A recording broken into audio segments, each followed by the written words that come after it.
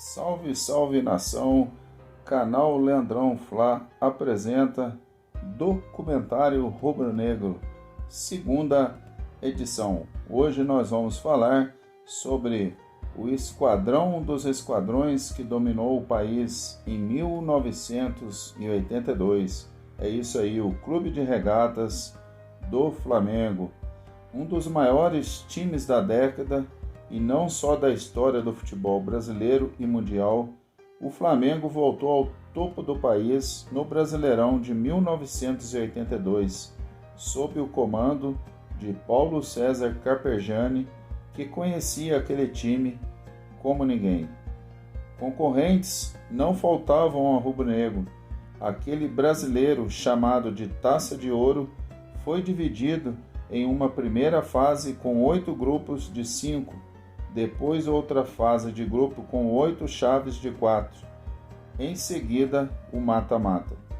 Havia candidatos por todo o Brasil e protagonistas de uma seleção brasileira que encantou o mundo naquele ano.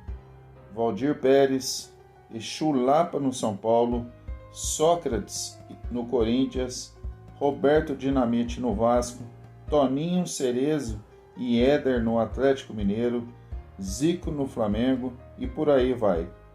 Fora os que estavam surgindo, um Mauro Galvão no Inter, um Careca no Guarani, um Renato Gaúcho no Grêmio. Aliás, que time do Grêmio, de Paulo César Caju, Paulo Zidoro, do goleiro Emerson Leão. Alguns craques já começavam a deixar o país, mas muitos deles seguiram por aqui. Sorte de quem os viu. No meio de tantos esquadrões, aquele que dominou todos eles, o Flamengo, comandado em campo por Zico e com tantos outros craques, e fora dele por Paulo César Carpegiani. A montagem do esquadrão. A reportagem ouviu o arquiteto do esquadrão campeão de 82 para contar a história daquela edição, uma história que começou bem antes de 1982, com os primeiros passos de uma geração inesquecível.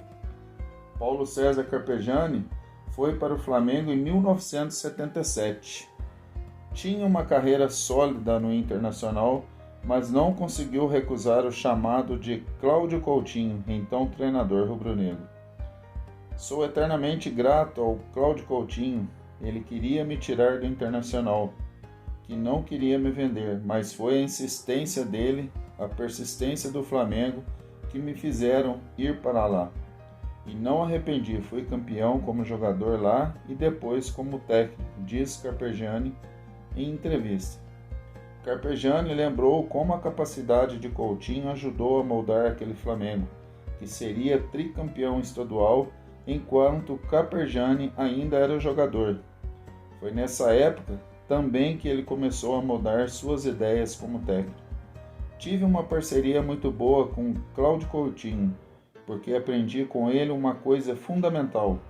Além da parte tática, ele tinha o diálogo com os comandados. Isso eu levei também para a minha carreira como treinador. Uma das principais armas que eu tinha, fundamental para a minha carreira, era esse diálogo com os jogadores. É fundamental. É importante a pessoa que te comanda te dê a liberdade de expressão de conversar. E eu tive a oportunidade de conversar muito com o Cláudio Coutinho. Ele me chamava bastante para conversar com ele, então isso foi um aprendizado, recorda. Carpegiani assumiu o Flamengo em 1981. Coutinho já tinha ido para os Estados Unidos e no final daquele ano faleceria nas Ilhas Cagarras, no Rio de Janeiro. O paraguaio Modesto Bria e o lendário Dino Sani comandaram o time depois de Coutinho, sem permanência prolongada. Coube a Carpegiani levar o time além. Em 1981, foi campeão carioca, da Libertadores e do Intercontinental. Em 1982, levou esse esquadrão ao título do Campeonato Brasileiro em final contra o Grêmio. Carpegiani ressalta a importância da base para essas conquistas.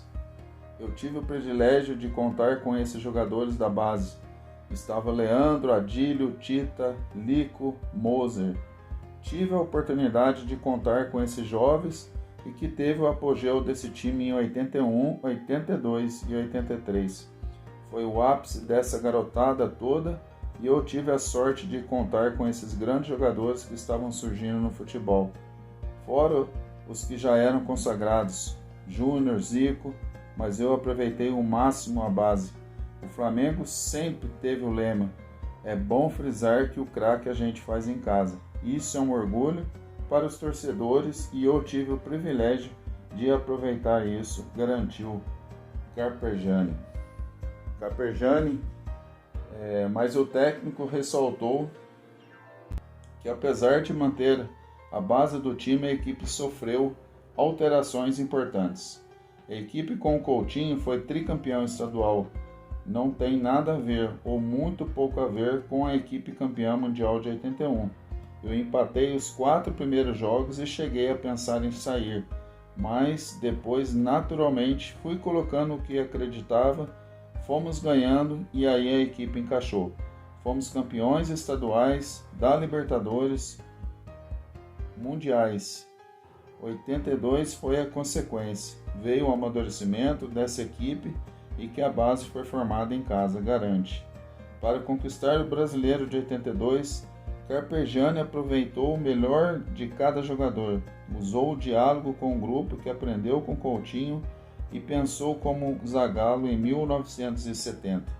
Na época, a seleção jogou com 5 camisas 10, a Copa e foi tricampeã. No Fla de Carpegiani eram 3 camisa 10. Eu sempre trabalhei as minhas equipes em função do time. O Adílio, por exemplo, estava treinando separado quando eu assumi. O Lico nunca tinha jogado. Quem levou o Cláudio Coutinho lá atrás, o Lico foi contratado para descansar o Zico algumas vezes. Só que Zico queria era jogar, não queria parar nunca.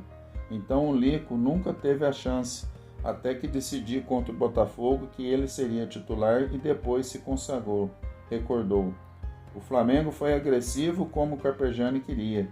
Um dia que buscava o gol independente de contra quem, o Fla liderou a primeira fase de grupos, avançou na segunda em uma chave com Corinthians, Atlético Internacional, derrubou o Sport, Santos e Guarani no mata-mata e conquistou o título superando o Grêmio nas finais. O Fla de Carpegiani se provou o esquadrão dos esquadrões, um time que já havia alcançado o topo do mundo, se provou mais uma vez dominar o Brasil. Essa é a história, do Flamengo de 1982. Grande time do Flamengo que em 82 era bicampeão brasileiro. Clube de Regatas do Flamengo. É isso aí, galera. Continue se inscrevendo no canal Leandrão Fla. Deixa o seu like, deixa a sua interação, divulgue o nosso canal e esteja aqui sempre nos prestigiando. Saudações rubro-negras.